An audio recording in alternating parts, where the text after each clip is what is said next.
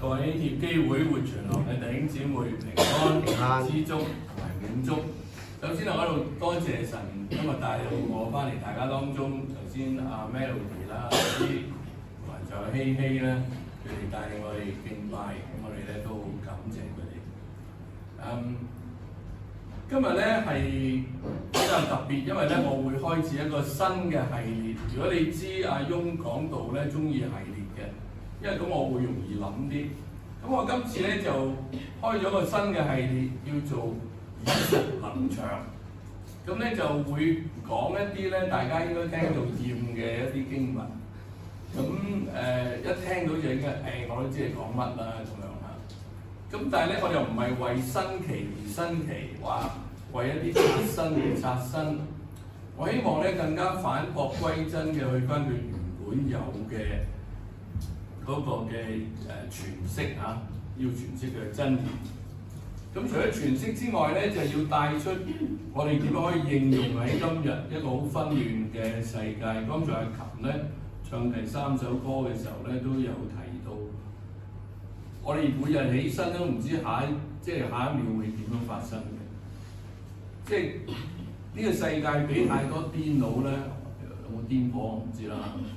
因為我認識嘅都係多數係啲癲佬咧，去控制緊，去話事。咁喺一個好紛亂嘅世界，究竟今日嘅經文有冇啲咩特別嘅應用，我哋可以睇到咧？咁呢個咧都係我兩個最重要嘅出發點嚟嘅。耶穌講咗好多個比喻，我相信咧最為人所熟悉嘅比喻咧就係今日我哋所用嘅嗰個比喻，就係咧浪子嘅比喻啊。Parable of the Prodigal Son。大家記唔記得我頭先一開始第一張 slide 咧，我用咗另外一個名叫咩？即係考下大家有冇觀察啫，真係唔記得啊！唔緊要，即係你已經入咗路啦，你已經以為阿翁咧係用咗浪子比喻寫，但係其實唔係嘅，依家你睇下，呢個咧係我哋可以差唔多背到出嚟嘅一個比喻啊！因為咁嘅緣故咧，就係有正同埋負嘅結果。因為好熟啦，我哋已經所以你一睇到我原本寫個名唔係寫浪子比喻啦。咁但係咧，你已經先入為主咗，所以你咧就有咗定論。咁就好難客觀嘅咧嚟到去睇嘅，因為你已經入晒腦、入咗骨。但係我仍然咧都希望我能夠返璞歸真地詮釋呢段經文，同埋咧係好適切地應用喺今日嘅社會。咁我哋祈禱之前咧，我做兩個嘅道歉先啦。第一個道歉咧就係我今日可能早走啊，因為我要趕12點半嗰班船，但係我又要翻屋企擺低我啲嘢，然之後再攞個大篋。咁第二個道歉咧就係我寫到一半嘅時候咧，琴晚我太攰啦，所以咧我收尾嗰一半咧就用英文寫嘅，但係我會用廣東話講到，你唔使緊張。但係我翻譯唔到，因為你知我其實係一個英文人嚟嘅，我翻譯係好辛苦嘅。我成日對住個手機咧講廣東話，喺度幫我打啲字出嚟，所以太耐啦，所以我要道歉兩樣嘢。好，我哋一齊繼續，我哋用禱告去敬拜我哋嘅上主。三位一體嘅上帝，我哋敬拜你。我哋剛才用詩歌去讚頌、去認錯、去敬拜。而家我哋打你寶貴嘅話語，我哋深信聖靈會喺我哋中間，將你嘅話語係展開，讓愚頑人都有智慧，亦都更加催逼我哋唔好淨係聽道，而係要行道。我哋都求你幫助我哋去明白呢個兩個浪子嘅比喻背後你想帶出乜嘢，喺我哋今日現今世界，我哋點樣應用出嚟，以至到你自己可以得着應得嘅榮耀。我哋咁嘅感恩、仰望、祈禱，你奉耶穌基督得勝嘅名字而求。阿門。阿門。好，咁一聽到浪子嘅比喻呢4個字咧，我哋就一係咧就會諗起我可能讀過主日學啦，又或者我同我啲細路讀過一啲好似主日學故事咁嘅床邊故事同佢講啦。又或者我做個主學老師咧，我又對住一班小朋友講個主學嘅故事啦，係嘛？咁另外咧，可能你話唔係啊，翁我好勁嘅，我睇晒《無雲》嗰本書㗎啦，嚇《The Return of the Prodigal Son》咁更加好啦，係嘛？咁但係咧，我哋都好難避免咧受呢兩方面嘅影響，但係可能最深入我哋人心嘅唔係淨係主日學或者盧雲嗰本正書，而係咩咧？一諗到浪子嘅比喻，你諗梗係佈道會啦。今日喂 come on， 即係今日唔使講佈道會係咪？用即係主日崇拜咁嘥佢咗我啲時間係嘛？因為咧我哋已經咧聽過無數次啲好精彩嘅講員，比我精彩幾廿倍嘅講員咧，用浪子嘅比喻嚟講佈道會啦。咁就係講天父對罪人嘅慈愛啦。咁所以咧我哋覺得呢個係最合適嘅一段經文。咁我哋已經信徒啦嘛，咁呢段經文應該同我冇乜關係係嘛？咁呢種嘅分類咧，我哋基督徒成日都有㗎。呢段經文咧就啱未信嘅，呢段經文咧就係俾跌倒嘅，呢段經文咧就係俾嗰啲父母嘅諸如此類，即係我哋覺得冚唪唥將佢分門別類。咁我哋已經有答案㗎啦，一睇段經文嚇。咁今日咧我哋要重溫呢個比喻，希望我哋可以放下一啲嘅成見。我哋唔係為新鮮而新鮮，而係要合乎聖經而適切嘅啲揾到。首先咧，我諗我哋大家明咧，一定要睇上文下理。咁所以如果你同我一齊打開路加福音嘅第15章嘅第1、2節咧，你就明白呢個嘅比喻咧係有佢嘅背景嘅，而個背景好緊要。咁不如我哋一齊讀出嚟好唔好？第1、第2節路加福音第15章。許多稅，我哋就係讀出嚟，一齊讀。許多稅吏和罪人都挨近耶穌，要聽他講道。法利賽人和文士私下議論說：這個人接納罪人，又同他們吃飯。哇！呢個咧就係一個好大嘅指控。佢哋睇到耶穌做一啲好離經叛道嘅行徑，佢哋覺得好不齒。因為罪人同埋稅吏係兩種最差嘅人嚇，咁既然咧耶穌係 mixed with 佢哋喎嚇，即係咁樣，而且我哋叫做 table fellowship 啊，同佢食飯咧就好似你邀請某一啲人嚟你屋企係嘛，咁譬如你揾個搭馬仔啊，又即係或者揾個drug pusher human trafficking 咁即係呢啲人嚟你屋企食飯，咁你覺得阿翁即係搞邊科咧咁係嘛？所以耶穌講呢個比喻，話呢幾個比喻咧就係針對當時宗教領袖對罪人嘅排斥。而大家明白，路加福音係一本福音書咧，係好注重記載最多咧，耶穌同嗰啲俾人邊緣啦、俾人遺棄嘅人，唔係普通泛之交，而係深交，而去到 table fellowship 同台吃飯咧。就係最深交嘅其中一個表現。嗱，以下嘅詮釋咧，我就會用呢一本書 Kenneth Bailey 嘅分析同大家分享嘅。因為我冇帶嚟咗以前我講嗰個叫做好撒瑪利人比喻喺大家當中嘅時候，都帶過呢本書嚟。咁今日懶啦，唔帶啲重嘅嘢嚟。Kenneth Bailey 亦都教過我喺40幾年前，咁咧當時我好深受影響嘅。咁佢咧就認為同我哋一般人睇15章有3個比喻，一般人認為一個叫失羊嘅比喻，100隻羊唔見咗1隻；第二個咧叫失錢嘅比喻，有10個銀子唔見咗1粒銀兩；第三個咧就係浪子嘅比喻啦，就2個仔唔見咗1個係嘛？我哋一般都係咁睇3個比喻係啦，但係佢唔係，佢嘅分析咧，咁我今日只係講下半部啫，就認為咧佢係用2個雙比喻。Two sets of double parables， 而2個 double parables 本身係平衡嘅，係2對。咁即係話咧，失羊失錢係1對嘅比喻。咁而今日所講嘅經文咧，都係1對a set of two 係2個嘅比喻嚟嘅。爸爸同細仔係一個比喻，爸爸同大仔都係一個比喻。咁你記唔記得我頭先講嗰個？嗰個題目叫咩？叫咩咧？叫2個浪子的比喻。通常我哋講 parable of the prodigal son， 咁就好大鑊，因為咧一般個 son 咧係單數，即係得一個浪子嘅啫呢度。咁所以咧你要講兩個浪子的比喻 ，OK？ 好啦，咁我哋繼續睇落去。我哋一般咧呢啲我已經講咗啦，呢個大嘅問題咧就係一個浪子，但係其實咧耶穌嘅主力係擺喺下邊嗰個，就係父親同大仔嘅比喻，唔係細仔。咁至睇到主嘅智慧，即係佢面對呢班文士法利賽人嘅指控，哇！佢點可以同啲罪人撈埋一齊㗎咁樣樣？咁但係咧，我哋一般咧就將第一個比喻咧就拎咗出嚟做報導，咁然後咧就冇㗎啦，差唔多個大仔咧係我哋叫一個 appendix 即係咁塞入去一個後話，咁唔係好重要嘅，咁你咧失咗個原意嘅。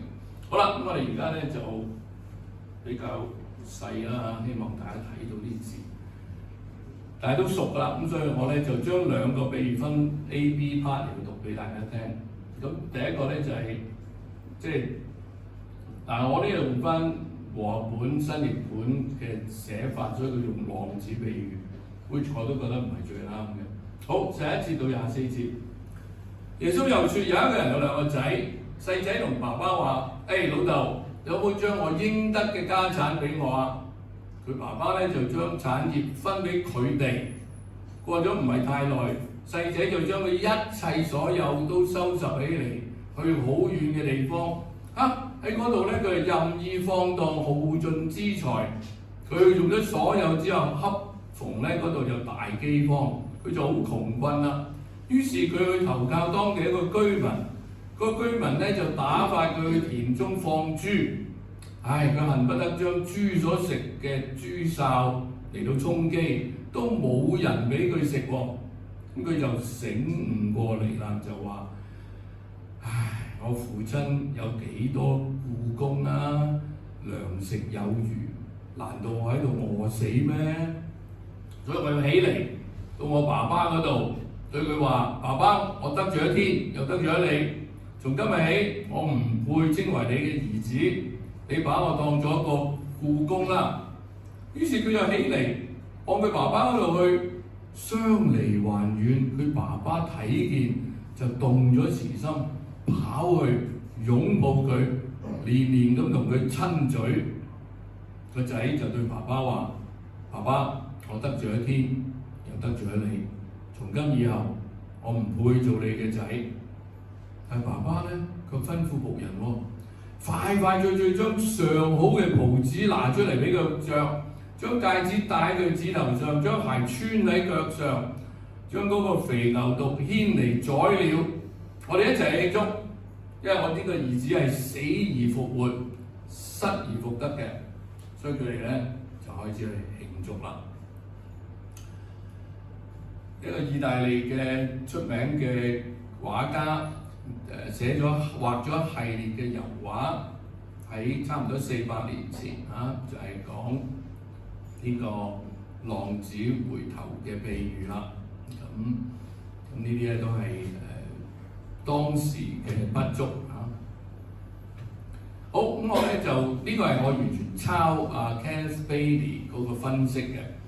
猶太人嘅一般嘅文學作品咧，好興咧就呢個叫線形嘅發展，係首尾呼應嘅，係好工整嘅，即係有 A B C D E， 咁然後咧就下文咧就 E 派 D 派 C 派 B 派 A 派，咁啊 A 對 A 派 B 對 B 派等等等等，咁你睇到呢個嘅好出色嘅線形嘅一個表達，咁而中間嗰個咧就係主要點咁解啦。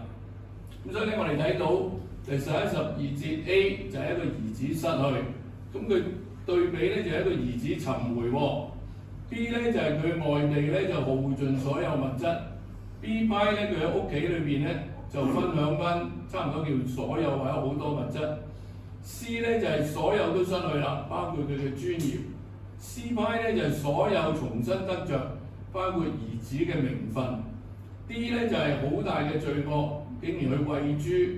D 派咧就好大嘅悔改唔配作仔。咁然後咧就 E 就係完全遭遺棄啦，完全 E by 第20節完全被接納。F 咧就係個忠心，佢開始醒悟過嚟，佢開始行動佢行動佢嘅悔改。咁所以呢個係一個好清晰嘅一個 A、B、C、E、F， 而 F 就係嗰個中心點嘅一個文章結構。我哋好快嘅將每一段大家都好熟，但係睇下同今日有咩關係啦。呢個兒子失去，個兒子做一件好大不道嘅事，爸爸仲在生，佢就分家產。哇！呢句我諗到今日2000年後嘅澳門你何時好咩大粒嗰啲幾房人嗰啲，有邊個仔咁起身話：喂，老豆，都係時候分家產喎即係佢仲在生嘅時候，呢個簡直係一件離經叛道嘅事，而且仲離經叛道咧就係佢離家之前咧，其實當時最大嘅資產係地嚟嘅，冇嘢緊要得過地。今日都係不過最近佢呢度見到阿媽同你都講一件事不過即係我哋因為華人咧，即係對地土對 bricks and mortar 咧，磚頭咧又特別喜好。咁佢係賣咗家族嘅地產咧，呢個簡直係恐怖嘅一樣嘢嚟。所以呢兩件嘅家醜咧，係使佢爸爸同埋家族蒙羞，係好絕情嘅。即係話咧，佢已經唔會再回頭。你要知道2000年到今日中東文化都好緊要，我哋叫 shame and glory culture， 就係要羞辱同埋榮耀。如果你俾你嘅家族嘅人羞辱咗咧，大鑊，你就要處理佢，你就要自己進行家族清洗咁樣錢財比家庭家族關係重要，佢對爸爸一啲都冇面俾。但係你諗下，其實細仔想咩啫？就想自由嘛，唔受家庭控制。我大個仔啦，我要獨立，我要經濟獨立，我要享受人生，我要創造一啲我想做嘅就去做嘅一個空間。咁嘅要求都好耳熟能詳，因為我哋有做父母嘅都睇到，大概啲12、13歲、13、14歲嘅小孩子叫小青年人冇改變係咪？佢哋要求嘅就係理想同自由，係嘛？但係又真過，如果我哋年輕人連理想自由都唔追求，我哋下一代仲有咩嘅前途認唔認得呢句呢啲大陸嘅即係我哋國內嘅學校咧，就而家好多畢業禮響遍㗎。你上網睇下幾多嗰班畢業生係唱呢首歌嚟到做佢哋嘅海闊天空啦，唱埋廣東話版㗎，即係由青島到黑龍江到海南島都係唱呢首歌嘅。佢哋一唱到原諒我這一生不羈放縱愛自由就嚟㗎。家居寫咗幾耐？30幾年。佢93年離世，31歲，30幾年嚟，班僆都係唱住呢一句：原諒我這一生不羈放縱愛自由，係嘛？一嚟就上㗎啦。哪怕有一天會跌倒，為了理想常都可以。呢啲係年輕人要追求嘅嘢啊嘛。So what's the big deal？有咩咁大件事啫？但係最奇怪個老豆。個老豆冇拍台，冇話個仔你真係衰仔衰到我都冇，即係我咩面都冇晒喺你面前。佢其實佢係知道嘅，你會唔知佢懵嘅咩？佢係大財主嚟㗎嘛，呢條村度。如果佢聽佢呢個僆仔講咧，佢所有家族面前佢係冇晒尊嚴，佢係蒙受極大嘅羞辱，難以抬起頭來。even今日都一樣。你有一個仔又販毒又入獄又做晒所有嗰啲嘢，你會覺得個家族蒙羞唔係我一條友係家族蒙羞嘅問題。喺嗰個年代2000年前，耶穌講到呢個古仔，即係好義怒填膺咁樣嘅。個老豆真係好前衞喎，佢寧願蒙羞都唔阻止喎。可能佢認為勉強冇幸福。我諗我哋今日兩之後聽到，都覺呢個老豆忍辱負重。其實耶穌小兒子係想老豆死啊！佢話老豆，我哋分家產，意思咩啊？好想你快爆塵啊！佢阻住地球轉已經去到，同唔分家產，我等唔切啦。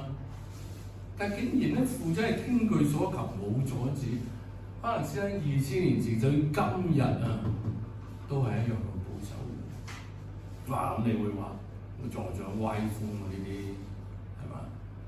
俾個咩榜樣咧？幾個老豆？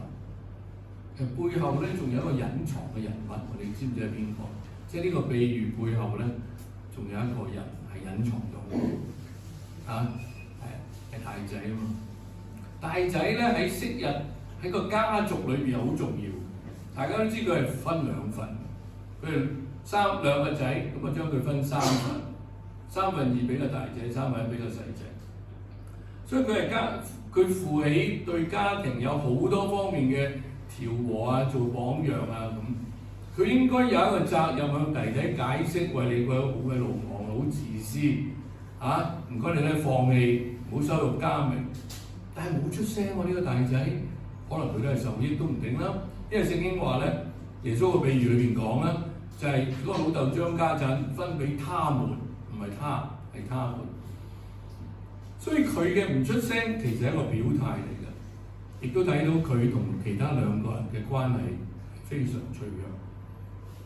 由呢度咧，我想講翻呢種兩代間嘅衝突。年輕人係喜愛無拘無束、自由自在，表達真我。而最好當中咧，就有越大嘅享受越好。但係父母咧就相反啦，就中意控制嘅，中意我做主導，我帶領，亦都唔肯擺低，亦都唔希望 let go。無論係仔或女，年輕人咧就冇乜耐性嘅，亦都好少會睇長遠啦嚇。或者啲父母嘅話睇長遠咪仔坐嚟都望。佢要而家就要搞掂㗎啦，佢要而家就要得到㗎啦。但係咧，佢好中意新嘗試嘅喎，佢唔介意喎。有啲新嘅嘢咧，我哋老人家啲咧，我咧唔係我呢條老嘢咧就未必肯新嘗試，但係佢哋咧係好中意。對於佢嚟講，生命就係好似打機，好似上網攞料嘅啫。爸爸媽媽咧睇仔女，成日都當佢哋細路嘅，永遠都唔長大成。又成日希望佢哋咧好乖，咩叫乖咧？乖就聽話，係嘛？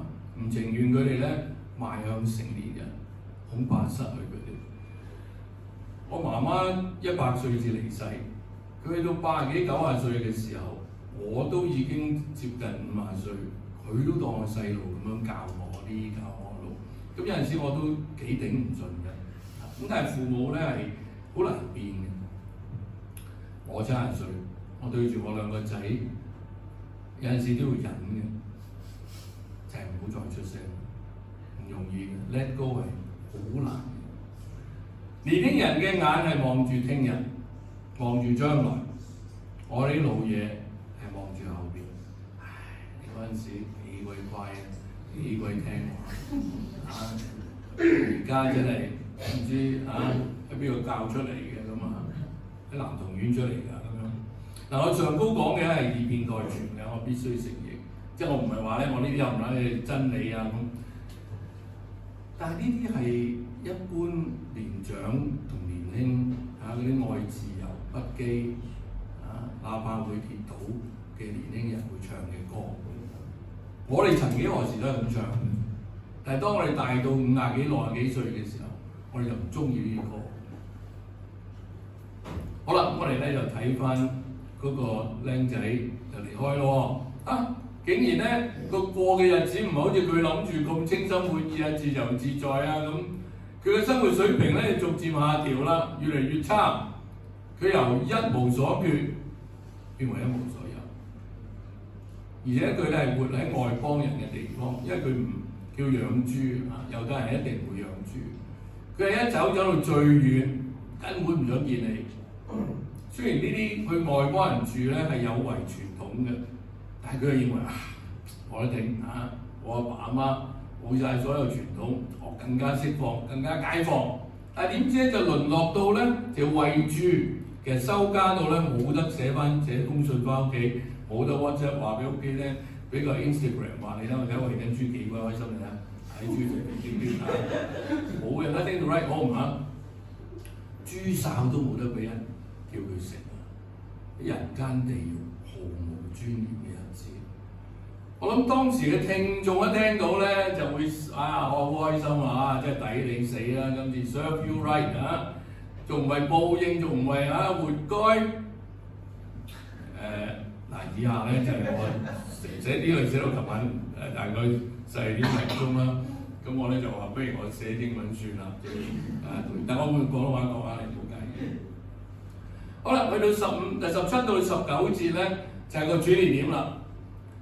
當佢一切都冇嘅時候，一無所缺變為一無所有嘅時候咧，佢去到人生最低谷冇得再低嘅時候咧，聖經點講他就醒悟過嚟，佢就醒啦，佢開始咧明白佢就話：咦，我爸爸屋企好多咩都有喎，連故宮都大把喎，冇理由我喺度餓死㗎。最緊要咧就係佢話：我父的家，佢雖然要求同爸爸分家產咧，爸爸在生嘅時候，其實佢係當佢冇到，當佢死咗。但係去到人生最低谷嘅時候，呢個細路仔話：我父的家。當時嘅猶太人認為佢冇資格做仔嘅已經，因為佢已經唔可以喺個羞辱文化裏邊，佢已經當爸爸死掉了。但係佢都精㗎，或者佢好聰明有醒悟，佢話咧：我翻去咧係不配做佢嘅仔，我就叫爸爸當我做個僱工啦，咁樣因為外勞添啊，差唔多係冇咗做仔嘅資格或者身份，就一個外勞。但係咧有啲獨立。猶太人以前嘅做法咧就係、如果你係一個勤力嘅僱工，僱工就唔係一個 slave 即係唔係一個奴隸。僱工咧可以用你嘅錢咧嚟到去還債，咁有一日你可以贖身嘅，你可以自由。僱工係唔同奴隸嘅，但係佢冇諗住會有恩典嘅，佢只係做一份工嘅啫。佢認為佢兒子嘅名分係要爭取翻嚟，有啲人係值得，有啲人係唔得。佢話：我不配作你啲兒子。我得罪了天，也得罪了你。從今以後，你當我係一個僱工就算啦。20到24節，佢唔單止醒悟，而且佢真係有行動。當然咧，我估佢翻屋企嗰條路上咧係好驚怕嘅，係好震慄嘅，唔知會有咩事情發生。但係最重要、最感人嘅咧，呢度咧亦都係 Kenneth Bailey 教我。當時我聽佢講，佢都帶啲相出嚟咧，我係好感動嘅。佢話：你估點解個爸爸相離還遠就跑去咧？看見他就動了慈心就跑去咧咁樣。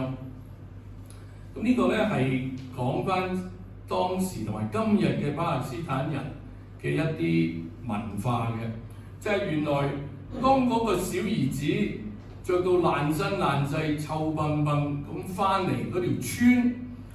喺村門口咧，通常咧就有啲長老有啲高級嘅人士，一聽到或者聞到或者知道佢以前喺外邦嘅地方餵豬，聽過呢啲咁嘅傳聞，見到佢翻嚟嘅時候咧，就會叫啲細路仔向佢抌石，因為呢個人就係令到我哋成條村蒙羞嘅人，所以嗰啲細路仔同埋啲狗咧就會吠佢，維穩就掟佢，佢就好慘㗎啦，佢咧就會俾人糟質。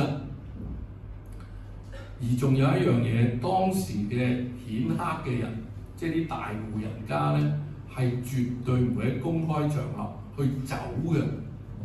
點解啊？因為佢哋着嘅衫。我太太係喺，即係我太太同我都喺香港長大，佢嘅中學校服咧係長衫嚟嘅，長衫個女仔走唔到嘅。要走咧要戚起嗰個叫咩啊？即叫咩啊？即個叉係啦，叉係我冇呢啲，我冇呢啲服裝咗，連名都唔識叫。要戚起個叉，只可以趕巴士嘅。我哋以前細個成日見，而嗰啲嘅男人，中東嘅男人係完全一模一樣。我一陣講呢個 five verbs，我想翻嚟呢度。嗱呢幅畫咧唔係好啱嘅，呢幅畫咧好似嗰個爸爸好容易走過去攬住個仔，呢幅畫錯。點解咧？呢幅相咧已經影咗接近100年㗎啦，1910幾年影嘅喺巴勒斯坦。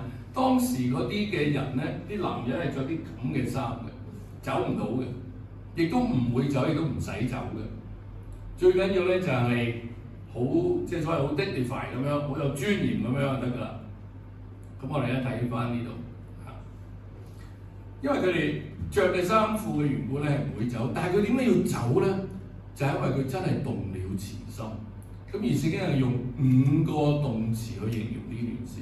佢話第一，佢離遠望到佢；第二，佢動了慈心；第三，佢跑上去；第四咧，佢就係擁抱佢；而最後嗰樣係咩啊？連連與他親嘴，5個動詞一口氣寫晒。嗰個仔係呆咗，個仔係唔相信，竟然仲有咁嘅一個爸爸。佢係諗住要話俾爸爸聽，我得罪咗啲，得罪咗你，我仲咁又唔配做你嘅兒子，你當我係一個僱工。佢到講到我不配做你嘅兒子，又唔講落去。可能咧，佢覺得爸爸對佢嘅愛同埋嗰個憐憫咧，係超出佢所求所想，完全佢諗唔到嘅。佢係冇諗過佢羞辱爸爸同成個村落嘅人，喺村落嘅人嘅面前羞辱佢爸爸，但係竟然爸爸仍然當佢係個仔啊！所以佢就最後冇講到你當我係一個僱工啦。佢兒子係真正嘅悔改嘅，佢亦都接納翻原來呢個世界有恩典嘅。佢亦都明白最重要嘅唔係冇咗嗰啲錢財，冇咗嗰啲尊嚴，而係最緊要佢有翻嗰個關係。佢亦都體會到嗰個做兒子呢個名分唔係要打拼翻嚟嘅，而係一個因為恩典而嚟嘅一個結果。所以佢仍然都係話：我係唔配嘅，我得罪咗天，我得罪咗你。但係佢太受呢個感染到，佢係俾爸爸嘅愛同埋憐憫包圍住，所以呢個係一個好清楚佢肯悔改。佢話我得罪咗天，又得罪你。佢第一句就係咁講，佢冇迴避佢做錯咗嘅嘢。周圍有爸爸走出嚟，嗰啲嘅真正嘅僱工同埋奴隸都會跟住出嚟。佢哋就聽到佢爸爸講3樣嘢要做嘅。第一，佢話將上好嘅袍子拿嚟俾佢穿上。咩係上好嘅袍子啊？ Kenneth Bailey 話俾我哋聽，當時一個家族裏邊嘅上好袍子就等於佢爸爸嗰件靚衫。你唔好以為即係一打開佢 closet， 哇！即係20幾30套西裝咁樣嚇，又春夏秋冬啊，又唔同顏色，又特絲獨冇一件上好袍子。最重要嘅人知著，爸爸俾佢有翻佢原本。超過添啊！佢原本嘅 status。第二就係俾個戒指佢，俾一個戒指佢。戒指係咩啊？戒指以前咧就係我嚟印鑑嚟嘅，一個印鑑，即係話咧佢信到個地步咧，佢可以再擁有 property 去做印鑑，話呢個係我嘅。第三就係俾鞋佢着。鞋係咩咧？當時喺猶太人嘅或者巴勒斯坦傳統，僱工同埋奴隸冇鞋着，家人只有鞋着。所以爸爸一做3樣，將上好嘅袍子，將我哋戒指同埋隻鞋俾佢着。然之後未完喎，因為要同前2個譬喻係平衡，所以最緊要咧就係 Therefore 要做咩嘢咧？就係要唔係劏雞殺鴨，係劏隻靚嘅上好嘅小牛犢。你諗下以前啲牛，就算係牛犢都唔細噶嘛，唔係乳豬喎，而家講緊係隻牛喎。所以一燒咧就全條村都聞到，全條村都知咩事發生㗎。今日係呢個浪子悔改翻嚟，喺佢眾鄰居面前，眾成條村嘅村民面前，老豆要話俾啲村民聽：我呢個死而復活、失而復得嘅仔翻嚟啦！我哋一定要慶祝。呢個亦都係回應翻當時民事法利賽人指控耶穌，哇！呢個人一啲罪人都同佢搞埋一堆堆咁鬼離譜。耶穌話呢班罪人已經悔改，佢哋係挨着要聽耶穌講道，呢班係悔改嘅罪人，所以我哋應該係慶祝，唔係去指罵我。咁呢個咧就係整個路加福音15章兩 set double parable 比喻嘅結束 ，except 最後嗰個。咁你睇到第15章第7節就係失羊嘅比喻，100隻唔見咗一隻。第10節就係失錢嘅比喻，10個錢唔見咗一個。個 ending 咧都係話我哋要慶祝，我哋要全班人一齊慶祝。咁所以咧呢個就係更加支持有兩 set。好，咁我哋咧就睇到原本係死嘅，而家復活；原本係冇咗嘅，而家揾到，所以我哋要 all rejoice 啊！我哋慶祝。咁點解耶穌要同佢哋有 table fellowship 咧？就係因為佢哋都肯真實嘅悔改啦。好，我哋去到 the set of two parables 即係第2個。咁呢個咧就係我認為嘅最重要嘅嗰個 parable。那時大兒子喺田中，佢回來離家不遠，聽到奏樂跳舞嘅聲音，就叫一個僕人嚟慰問佢咩事。僕人對佢話：嗱，你弟弟翻嚟啦，你爸爸為佢無災無病咁翻嚟，就將肥牛犢宰了。大兒子就好嬲，唔肯入去。佢爸爸出嚟勸佢，佢對佢爸爸話：你睇，我服侍你咁多年，從來冇違背你嘅命令，而你從來冇俾一隻細嘅山羊啊，唔係綿羊係山羊啊，渣啲啊，同我一齊同朋友一齊 happy。但係你呢個仔啊，同佢啲娼妓啊，食光咗你所有財產。佢一翻嚟，你倒為佢宰了肥牛犢。爸爸點對佢講咧？佢話：仔啊，你常和我同在，我所有一切都係你嘅。但係你呢個弟兄話呢個弟弟死而復活，失而復得，所以我哋喺度應當歡喜慶祝。Kenneth Bailey 咧大家最出名嘅 Rembrandt 啊，你 Rembrandt 咩撥來嘅撥來咁上下啦，撥來亦都係同一時期，又係接近400年前啦。但係呢個係我喺聖 Petersburg 睇過呢幅油畫係好大嘅，畫咗2年。呢幅係佢其中最後嘅遺作嚟㗎。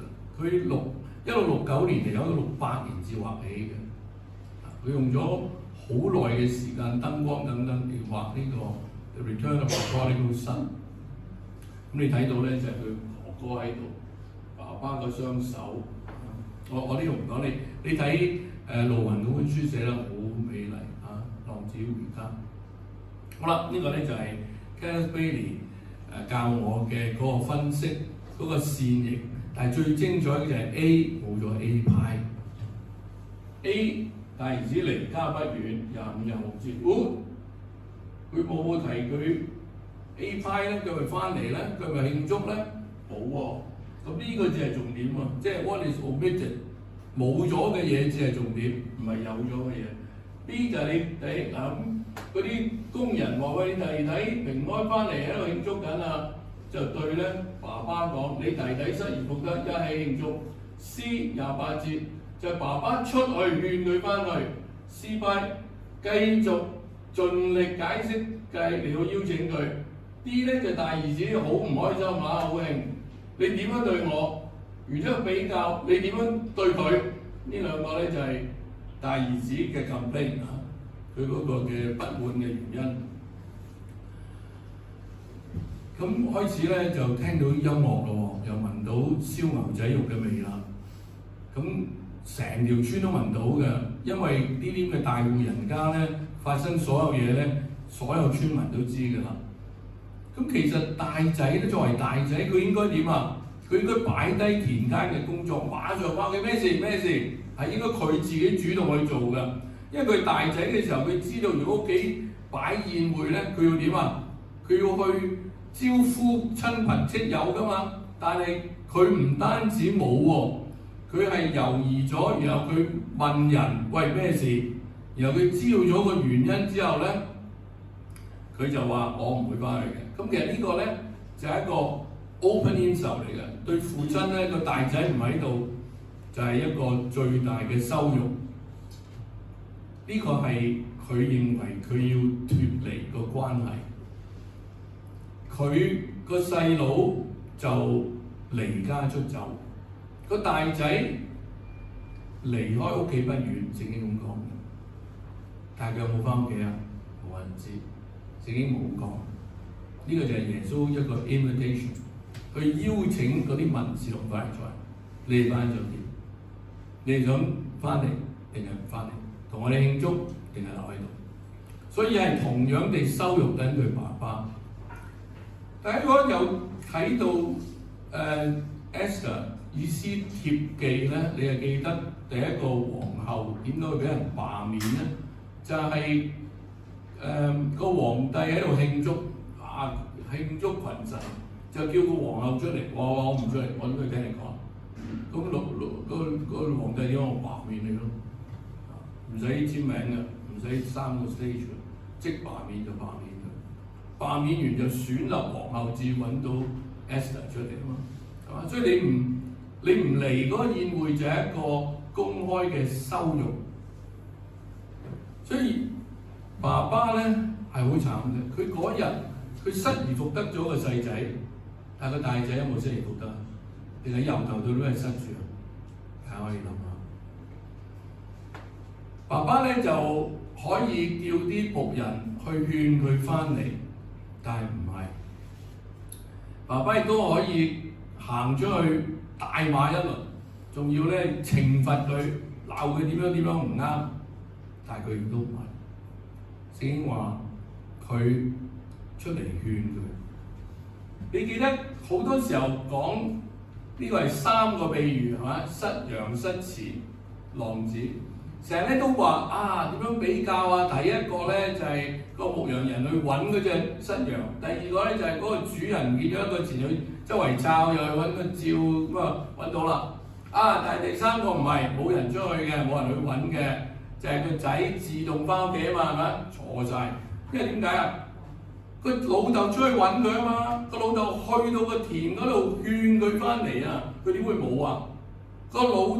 個兒子咧，細仔係自動翻嚟屋企，佢 repent， 佢完真正嘅悔改，佢好有悔改嘅心同行動。嗰啲罪人稅吏咧，咁你發覺佢咧係覺得自己唔係屬於呢個家庭，因為佢嘅稱謂你呢個仔，佢都唔講我嘅細佬，佢係話我點解你唔揾隻好嘅山羊，細嘅山羊，俾我去同我啲死黨老死去食咧？佢冇話要同屋企人有任何嘅關係。佢亦都誇大咗，佢話你呢個仔啊，係同啲講得衰啲，同啲雞咧係用晒你啲錢。但係上文冇講呢樣嘢，上文只係話佢好放蕩，同埋佢耗盡一切資財，冇提到娼妓兩個字，即係佢喺爸爸面前唱衰個細佬先。爸爸嘅反應咧係同樣地對兩個仔係一樣 ，if not more， 點解更加多一個行出去勸佢？個細仔佢冇行出去勸佢，而係佢相離還遠，見到佢就走去咁然之後佢係講清楚，佢話我的兒子第31節，佢爸爸對個大仔冇離開過呢個所謂 sonship 兒子名分嘅爭拗，但係兩個仔對兒子名分係有唔同嘅理解。個爸爸係好緊張嗰個關係係一齊，係緊要過所有錢財、家產、家庭能夠一齊，係緊要過邊個犯錯，邊個啱，邊個錯。而浪子回頭，爸爸話 Let's rejoice， 我哋一齊慶祝。對於哥哥嚟講，呢個細佬仍然係一個他者，仍然係一個 outsider。佢根本唔係好想認佢係一個細佬。就算佢細佬已經真正悔改翻嚟，而且係有翻兒子嘅名分，兒子嘅名分唔係靠爭取，唔係靠做隻狗咁樣嘅。爸爸仍然都係話俾個大仔細仔聽，唔係靠做啲咩嘢，而係靠恩典。而咧兩邊爸爸都 ready 去接納。聖經從來冇講大仔冇翻屋企嘅，係一個邀請嚟嘅。今日我哋嘅天父仍然都係邀請緊兩種嘅兒子翻嚟，一種係肯悔改，一種咧係覺得自己要做好多嘢，至啱，至 earn 到，至爭取到做爸爸個仔。所以個大佬唔肯去悔改，唔肯去認罪，覺得好自義，仲要鬧埋個老豆。爸爸嗰篇嘢唔係好卑躬屈折嘅，而係一個邀請佢嚟接受恩典。第二個比喻係好奇怪地停止咗喺嗰度，同頭三個咧嘅結尾都係話我哋一齊慶祝，係冇咗嘅，係冇一個所謂完美嘅句號。佢可以㗎，佢可以去選擇個大爸爸，即係大仔 sorry， 佢可以選擇同屋企人一齊有翻關係，但係佢冇咁嘅選擇。爸爸係冇睇邊個好過邊個，佢覺得兩個都需要恩典。所以今日我哋講就係兒子名分係恩典，而唔係靠做成點。我哋翻去兩代衝突。爸爸係肯擺低一個好離晒大譜、離經叛道嘅細仔，佢知道讓個細仔走開，佢遲早都學到佢會翻嚟。爸爸係等佢，爸爸係好有耐性嘅等佢翻嚟。因為翻嚟嘅緣故咧，佢就肯將佢細仔所有冇咗嘅嘢再一次俾翻佢，因為佢悔改。其實爸爸係有一個更大嘅責任同埋role 嗰個身份嚟到去做，因為佢有嗰個權力。喺呢個兩代之爭嘅時候，係上一代嘅責任大啲，我哋唔可以將責任完全俾晒嗰個細仔或者哥哥，因為佢哋冇行過，我哋行過，我哋點都行過，所以我哋要肯俯首甘為孺子牛骨嗰班人。只有爸爸至可以饒恕、擁抱同埋重新建立。我哋需要老一輩領袖係俾下一代呢個空間。你俾唔俾呢個空間，下一代都要爭取嘅。個問題就係我有唔肯祝福佢離開嗰一刻，行歪咗嗰一刻。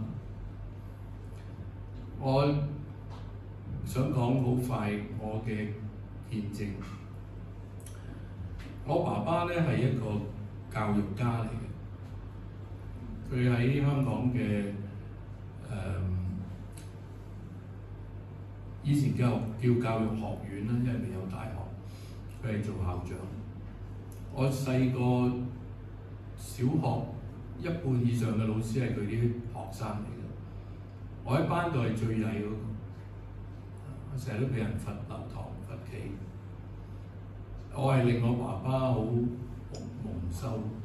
我而家大個開始明白點解，我都唔怕講。我係屬於嗰啲資優兒童。資優兒童咧係坐唔定嘅。我永遠都覺得我啲老師教即係悶到抽筋。我啲唔使讀書嘅科係成日考第一嘅，即係好似數學啊嗰啲唔識讀。要讀要默嗰啲，我啲人考到好差，我唔中意讀。我冇乜讀寫障礙，但我唔中意讀。所以我媽媽每一次做到家長日咧好慘嘅，爸爸咧都會去，咁個個都叫佢邱校長，邱校長。咁但係咧就我係蒙羞，令我哥哥家姐都係優異生，我喺我嘅學校係令父母蒙羞嗰個。我爸爸從來冇鬧我去到收尾，我早咗一年俾人入咗中文大學，但係咧我都寫書同埋寫文都講咗，我讀咗一年咧就俾中大踢走，因為我太掛住傳福音啊、做教會啊等等團契嘅嘢，堂都唔上。嗰年1974年，我俾中大踢出校1年班。我爸爸嗰陣時係做緊中大校董，個校長容啟東係佢同學師兄。咁要喺校務會議講今年有邊個被踢出校，第一個名就係我。個個都知嗰個係我老豆個仔。老豆翻嚟都冇講任何嘢，從冇鬧我一句。74年如果大家知係咩事咧，就係石油危機。全世界嘅經濟都不景，父母二話不説賣咗間樓，就話你家人就係讀書啦，冇出過一句字。我係令家族蒙羞，但係爸爸係一個好，佢仲有好多嘢講，唔喺度詳細講。好啦，到我自己做老豆，我細仔咧係好反叛。到而家咧，佢都有個 rap group， 有個 hip hop group， 唱埋晒啲粗口歌。我都係形容佢，我係等緊佢有一日，我每2個禮拜都同佢同埋嗰班 rappers 查聖經。我有嗰個老豆咁等嘅，我冇任何 value judgment。你可以繼續唱你啲粗口歌、污糟邋遢嘅歌，但係爸爸 always 喺度，唔係話要改晒你班友，改到個你又乖又 fit 又咩？我感謝天父俾我一個咁嘅爸爸，從冇打過我一下 ，not even raise an arm。佢係我嘅一個典範嚟嘅。咁我結束啦，我唔睇嗰啲啦。呢個都好，呢個都好。Today 今日嘅年輕人嘅，佢唔係要揾一個 super dad， 佢唔係要揾呢啲英雄，佢係想揾一個老豆，啲長輩同佢 walk alongside，同佢一齊行，同佢一齊行。當佢哋跌倒嘅時候，當佢哋失敗嘅時候，嗰個上一輩能夠同佢一齊明白佢喺過程，你話俾你啲仔女聽，你衰邊範魚邊範。我同我爸爸好 close， 逢禮拜六唔係行山就游水，暑假游水，冬天行山。佢講佢好多魚嘢俾我聽。咁當佢哋肯同我哋行翻，即係佢肯回轉嘅時候，我哋就記得嗰5個動詞話：離佢還遠，就動了慈心，跑去攬住佢，連連與他親嘴。有陣時我哋忘記咗嗰個睇嚟都好健健康康、好掂嘅留喺屋企嘅大仔，但其實佢係可能就係最唔掂嗰個，最批判性同埋好律法主義嘅嗰個。佢 physically 喺度，但係心未必喺度。佢可能比個細仔仲浪子過。咁呢啲人咧，自義嘅人咧，要耐啲，要等耐啲，因為佢唔覺得自己有錯。我哋要 go out of our way 去叫翻佢哋翻嚟。好，我哋就結束啦。呢三個人物當中，我哋最容易覺得我哋係邊個咧？咁對我嚟講，其實喺唔同嘅時間，我係唔同嘅角色。有陣時我係大仔，有陣時我係細仔，有陣時我係爸爸。如果我哋家長，我哋年長嘅，我哋有更大嘅責任去做一個好嘅 role model，嚟到 keep 翻嗰個家庭嘅關係。我哋全部人都係因為恩典而得救，因為信心加上我哋嘅悔改認罪。我哋一齊低頭我哋禱告。愛我哋天父，我哋再一次被你無條件嘅愛嚟到感動。我哋係不配，我哋應該唔可以稱你為父親，但係你嘅耶穌嘅愛令到我哋可以營造你嘅仔女，所以我哋感謝你。